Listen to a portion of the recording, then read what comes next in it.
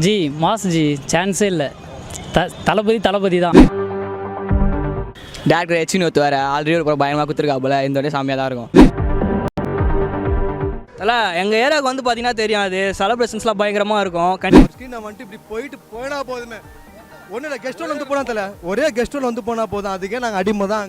வினோத் படம். ஸோ வந்து you can expect. இது கூட எனக்கு தெரிஞ்சு என்னது, அந்த படத்தில் ஸ்டோரி இருக்கும், எல்லாத்துக்கும் ஒரு பேக் ஸ்டோரி, எல்லாமே டெப்த்தாக இருக்கும்னு சொல்லிட்டு நான் எக்ஸ்பெக்ட் பண்ணுறேன். வினோத் எடுக்கிறாரு, கண்டிப்பாக நல்லா தான் இருக்கும். கொஞ்ச நாள் அவர் ஃபார்மில் இல்லை, இப்போ மறுபடியும் அவர் ஃபார்முக்கு வந்துட்டாரு, கண்டிப்பாக ஹிட்டு ஊற்றுறாரு.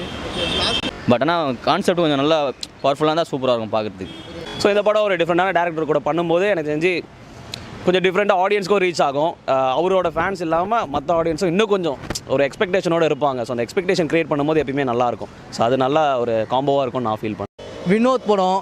ஸோ வந்து யூ கேன் எக்ஸ்பெக்ட். இது கூட எனக்கு தெரிஞ்சு என்னது, அந்த படத்தில் ஸ்டோரி இருக்கும், எல்லாத்துக்கும் ஒரு பேக் ஸ்டோரி, எல்லாமே டெப்த்தாக இருக்கும்னு சொல்லிட்டு நான் எக்ஸ்பெக்ட் பண்ணுறேன்.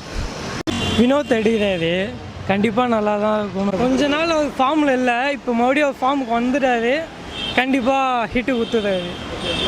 பட் ஆனால் கான்செப்ட் கொஞ்சம் நல்லா பவர்ஃபுல்லாக தான் சூப்பராக இருக்கும் பார்க்குறதுக்கு. ஸோ இந்த படம் ஒரு டிஃப்ரெண்டான டேரக்டர் கூட பண்ணும்போது எனக்கு தெரிஞ்சு கொஞ்சம் டிஃப்ரெண்ட்டாக ஆடியன்ஸ்க்கும் ரீச் ஆகும்.